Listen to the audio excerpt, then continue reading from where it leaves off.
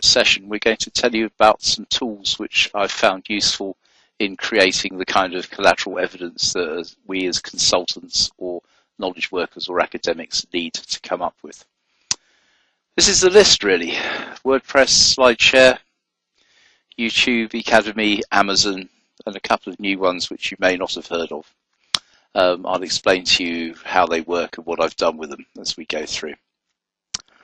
So, this is WordPress. I've built quite a few sites in this. It's very good for building sites. Has the advantage that it's got a lot of search engine optimization and tagging capability built into it, and it produces sites with pages just as we have here. The great thing about it is that because it's a blog, it means you can refresh it regularly. Ideally, you want to post something a couple of times a week, although that can be quite hard to keep up with. But the site here is working quite effectively. And I think that sort of WordPress is really key. It makes it easy to put pictures and videos into it to make it interesting. You've got a whole range of different themes. This one here is one called Atahualpa, which I use quite a lot. And the photograph is taken on my phone, so it's quite powerful really. The next one, particularly for people who are regularly producing content, collateral, is SlideShare. This basically lets you take a set of PowerPoint slides either as slides or as a PDF, and enables you to put them up on the internet and share them with other people.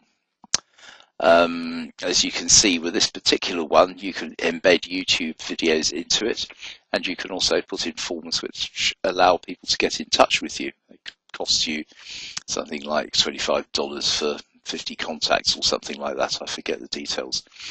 But fundamentally, it gives you a means of sharing information with other people, and it's all, as you see, socially optimized. You've got little buttons for sharing on Facebook, on WordPress, on Twitter, and fundamentally it gives you the ability to get your information out there. The other thing is, of course, it's very good, it's very powerful for search engine optimization because it's a well visited site, well googled site, so Google picks it up and spreads it around.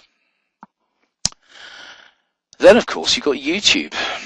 Since YouTube was taken over by Google, it's become very powerful in terms of giving you demographic information on who's looking at your stuff. What's the age range, what's the gender breakdown.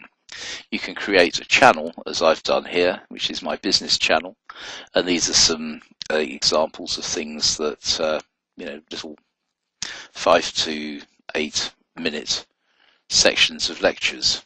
And it can really bring a presentation to life if you embed it in a slide set, or you can basically post it up here or put it in a website. That one you see on the right hand side, Horticultural Workforce.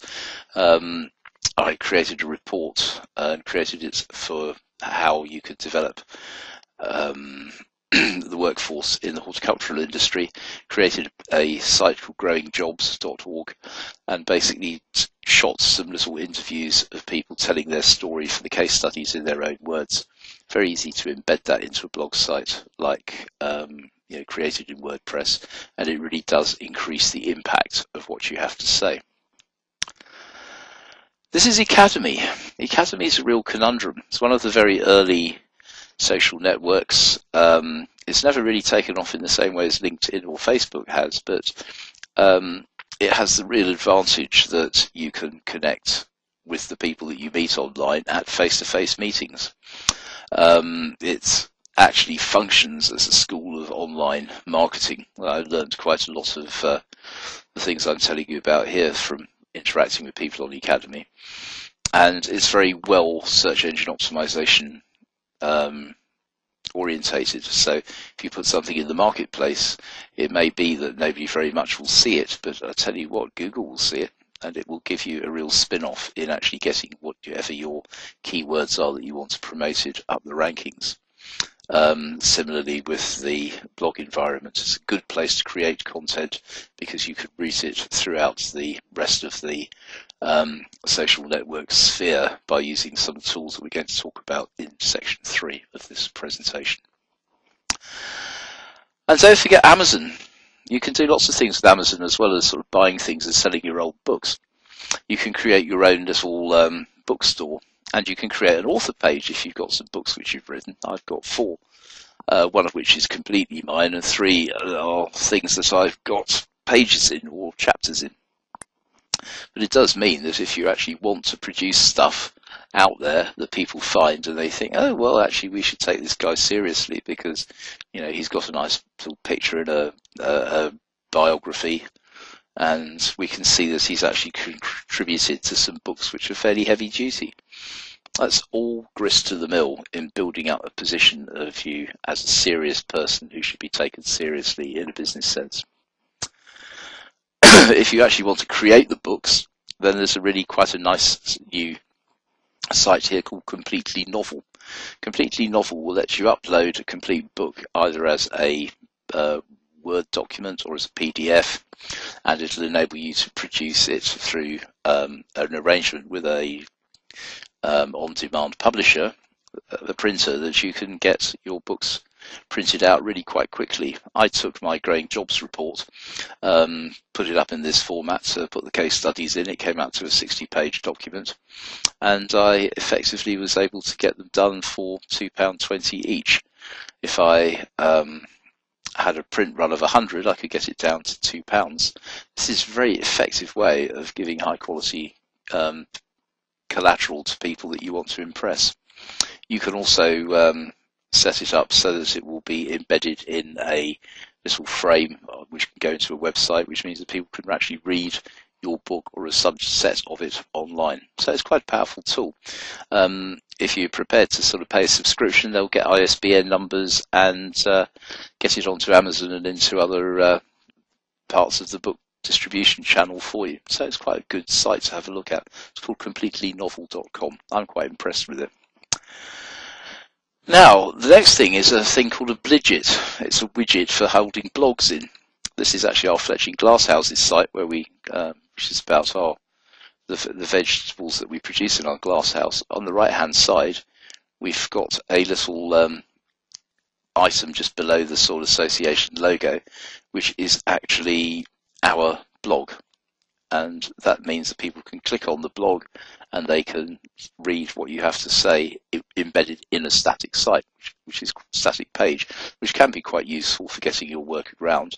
It's obviously got the capability to be easily embedded into other things. I've got another of my blogs in my main Academy profile, so you can do things like that, and people can get the widget, and your collaborators can put your words onto their own sites. So it's quite a powerful tool, really. And the final one we want to look at is paper.li. This is a little utility which takes a list that's been created in Twitter. It could be all the people you follow. It can be a defined list that you've created in a utility like TweetDeck, which we'll talk about next time. Or it could be a subject. You could basically create you could ask it to follow #organic gardening. And you can effectively, it will find all the people, all the links that have been created by that list during the last day and turn it into a newspaper in this format. So it's quite useful if you want to make a site sticky. You really don't want to spam people with this because it drives them mad getting this every day. But if you do as we did in the first slide, put it inside the actual Intelligent Garden blog page, then you've got a means of really adding value to what you're doing. These are all the people who are interested in your particular topic. This follows the main organic gardening mags plus the usual suspects from Gardener's World, so it's quite powerful, really. So that's a selection of tools that you can use. In practice, you want to be clear about what you do.